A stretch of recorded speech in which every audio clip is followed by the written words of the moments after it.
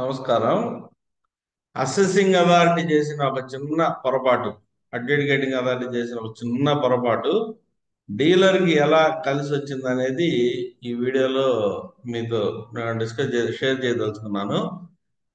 Section 61 scrutiny of returns కింద notice ఇవ్వడం జరిగింది. డీలర్ స్పందించలేదు. No response from the dealer. Next 73 కింద అసెస్మెంట్ ప్రొసీడింగ్స్ స్టార్ట్ చేయడం జరిగింది. దానికి సంబంధించి కమ్యూనికేషన్ ఇవ్వడం జరిగింది. No response. Personal hearing date fix చేయడం జరిగింది. దానికి నో రెస్పాన్స్. రిప్లై ఇవ్వలేదు. పర్సనల్ హీరింగ్లో పర్సనల్ హీరింగ్కి అటెండ్ కాలేదు. ఎక్కడ ఎన్ని చేసినా కూడా, డిపార్ట్మెంట్ ఎన్ని అవకాశాలు ఇచ్చినా కూడా డీలర్ నుంచి నిల్ రెస్పాన్స్. ఈ సందర్భంగా ఇంకా డిపార్ట్మెంట్ విజిలెన్స్ పరిస్థితుల్లో సెక్షన్ 73 సబ్సెక్షన్ 9 కింద 85,84,759 రూపాయలు ఈ పెనాల్టీ, ట్యాక్స్ లయబిలిటీ ఫిక్స్ చేయడం జరిగింది. కారణం ఏంటంటే సెక్షన్ 61 స్క్రూటినీ ఆఫ్ రిటర్న్స్ కి రెస్పాన్స్ లేదు, సెక్షన్ 73 నోటీస్కి రెస్పాన్స్ లేదు, అలాగే పర్సనల్ హీరింగ్ అటెండ్ కాలేదు, రిప్లైస్ లేవు, ఏమీ లేవు. ఈ పరిస్థితిలో విధి లేక ఇంకా 85,84,759 రూపాయలు ఇవ్వడం జరిగింది. ఇక్కడ పిటిషనర్ ఈ టైంలో హైకోర్టుని అప్రోచ్ చేయడం జరిగింది. హైకోర్టులో పిటిషనర్ వాదన ఏంటంటే, అడ్వకేట్ గారు కరెక్ట్ గా పట్టుకున్నారు. అంటే తెలివి ఎవడ ఎవడ బొస్తుంది అంటాం కదా, అలా ఇన్ని ల్యాప్సెస్ ఉన్నా కూడా డీలర్ సైడ్ ఎన్ని రకాల ల్యాప్స్ ఉన్నాయి అన్ని ఉన్నా కూడా అడ్వకేట్ గారు ఒక చిన్న పాయింట్ పట్టుకున్నాడు. సెక్షన్ 75 సబ్ సెక్షన్ 6 కంప్లై కాలేదు. మీరు అన్నీ చేశారు, కానీ 75 సబ్ సెక్షన్ 6 కింద అస్సింగ్ అథారిటీ చేయాల్సిన పని, అస్సింగ్ అథారిటీ ఒక బాధ్యత ఉంది, అస్సింగ్ అథారిటీకి ఒక రెస్పాన్సిబిలిటీ ఉంది, అస్సింగ్ అథారిటీకి ఒక డ్యూటీ ఉంది. దీన్ని ఆయన మిస్ చేశాడు. సరే, సబ్ సెక్షన్ 6 లో ఏముందని చూస్తే ఒకే ఒక లైన్, సింగిల్ లైన్ లో ఈ సబ్ సెక్షన్ 6 రాయడం జరిగింది.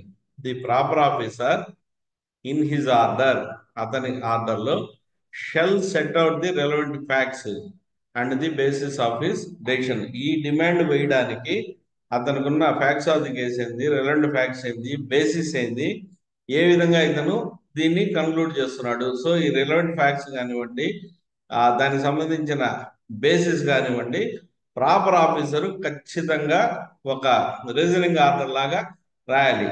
కానీ దీంట్లో ఏం చేశాడు అన్ఫార్చునేట్ గా అస్సింగ్ అథారిటీ, 61 కింద నోటీస్ ఇచ్చాను, 73 కింద నోటీస్ ఇచ్చాను, పర్సనల్ హీరింగ్ ఇచ్చాను, నాకు కంప్లై కాలేదు అన్నాడు.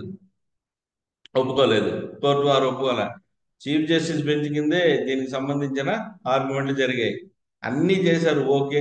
Async appellate side, petitioner side, dealer side అన్ని రకాల ల్యాప్సెస్ ఉన్నాయి. కానీ ఒక అస్సింగ్ అథారిటీగా, ఒక అడ్judicating అథారిటీగా, ఒక ప్రాపర్ ఆఫీసర్గా మీరు చేయాల్సిన పని ఏంది? మీకు చట్టం కింద ఒక అధికారం ఇచ్చారు, ఒక చట్టం కింద మీరు పనిచేస్తున్నారు. ఈ చట్టానికి సంబంధించిన సెక్షన్లు, రూల్స్ అన్ని మీరు ఫాలో అవ్వాలి. సో ఈ సబ్ సెక్షన్ లో proper officer in his order shell set out relevant facts and the basis of his decision అని చెప్పి మీకు ఒక బాధ్యత పెట్టారు, ఒక రెస్పాన్సిబిలిటీ పెట్టారు. కానీ దీన్ని మీరు నెరవేర్చలేకపోయినారు. ఇటువంటి పరిస్థితుల్లో మీరు ఏదో ఒక షోకాజ్ నోటీస్ రెఫర్ చేసి, ఒక ప్రైవేట్ కమ్యూనికేషన్ రెఫర్ చేసేసి డిమాండ్ ఇచ్చేస్తే కుదరదు. మీ బాధ్యతను మీరు నిర్వర్తించాలి, మీ రెస్పాన్సిబిలిటీని మీరు ఫాలో అవ్వాలి, మీ డ్యూటీని మీరు కంప్లై చేయాలి అని చెప్పి సెక్షన్ 75 సబ్ సెక్షన్ 6 కింద అడ్వకేట్ గారు ఏదైతే పట్టుకొని ఆర్గ్యూ చేశారో దాన్ని ఖచ్చితంగా యాక్సెప్ట్ చేస్తూ ఈ డిమాండ్ 85,84,000 చిల్లర డిమాండ్ ని సెట్అవుట్ చేస్తూ మళ్ళా బ్యాక్ టు పెవిలియన్ ఒక అవకాశం ఇస్తూ డీలర్కి, ఆ అవకాశాన్ని డీలర్ ఉపయోగించుకునేటట్టుగా ఒక అవకాశం ఇస్తూ, పర్సనల్ హీరింగ్ ఇస్తూ మళ్ళా చట్ట ప్రకారంగా ఆర్డర్ పాస్ చేయమని వెనక్కి ఇవ్వడం జరిగింది. ఇక్కడ అదే అడ్వకేట్ గారి ఇంటెలిజెన్స్ అంటారు కదా, అతను ఆదర్శ సింగ్ అని చెప్పి కౌన్సిల్ ఫర్ అప్పిలెంట్, ఈ ఆదర్శ సింగ్ పట్టుకున్న చిన్న పాయింట్ కారణంగా సెక్షన్ 75 సబ్ సెక్షన్ 6 కింద అస్సింగ్ అథారిటీ చేయాల్సిన రెస్పాన్సిబిలిటీస్ అన్ని అతను చేయలేదు, అతని డ్యూటీ అతను నిర్వర్తించలేదు, కాబట్టి ఈ ఆర్డర్ చెల్లదు. mere reference to the show cause notice are communications, scrutiny of returns అవన్నీ చెల్లవు అని చెప్పి అతను చేసిన వాదనతో చీఫ్ జస్టిస్ గారు ఏకీపిస్తూ అలహాబాద్ హైకోర్టులో మనకు ఈ కేసు రావడం జరిగింది.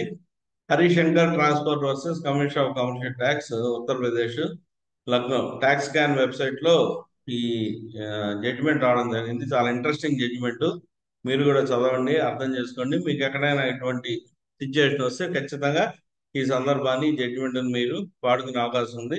కాబట్టి ఆ దిశగా ప్రయత్నం చేయండి. మీకు వీడియో నచ్చినట్టయితే లైక్ చేయండి, షేర్ చేయండి. ఫస్ట్ టైం నా వీడియోస్ చూస్తున్నట్టయితే దయచేసి సబ్స్క్రైబ్ చేయండి, నా ఛానల్ని ప్రోత్సహించండి. అందరికీ నమస్కారం, శుభ సాయంత్రం. నమస్తే.